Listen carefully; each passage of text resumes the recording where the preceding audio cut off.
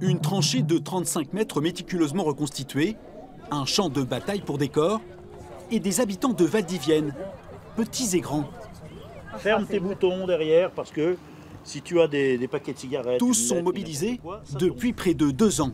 Les répétitions, c'était fréquent. C'était pas tous les week-ends, mais c'était au moins 1 ou 2 fois par mois. À la manœuvre, il y a Robert Benoît. Et avec lui, pour rendre hommage aux enfants du village morts pendant la Grande Guerre, les candidats, tous bénévoles, ont été nombreux. Je ne m'attendais pas autant, quoi. Au début, je me suis dit, si on est une centaine, c'est bien. Là, on est 207 aujourd'hui. Voilà. Dont 40 musiciens de l'harmonie municipale. C'est donc une histoire des bords de Vienne, dont les premières pages ont été écrites il y a plus de 100 ans, avec un héros, Paul Lebon. Blessé en 17, il ne rentrera chez lui qu'en 1920, après une longue convalescence.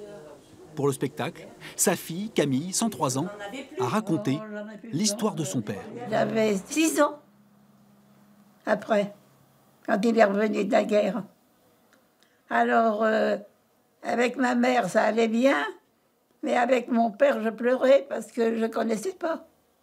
Puis après, j'ai fini par l'adopter, quoi, bien sûr. À quelques mètres de la scène, là encore, des bénévoles ont œuvré pour créer un chemin de mémoire. 20 mois de travail pour ne pas oublier la Grande Guerre et qu'ici, 153 enfants du village ont donné leur vie pour la France. Comme beaucoup, c'est pour rendre un peu hommage à nos grands-pères et à nos arrière-grands-pères qui ont fait cette guerre. Pour les 2 représentations prévues, les habitants de Valdivienne jouent à guichet fermé. On y va, on y va, on y va, on y va. 800 personnes par soir ont réservé leur billet pour découvrir le fruit de cette grande aventure collective. Ils étaient déjà partants, ils étaient même demandeurs que l'on fasse quelque chose. Donc c'est pour ça que ça a été fait vraiment très très facilement.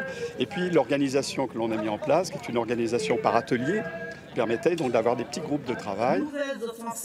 Pendant 2 heures, Valdivienne a commémoré le centenaire de la fin de la guerre 14-18.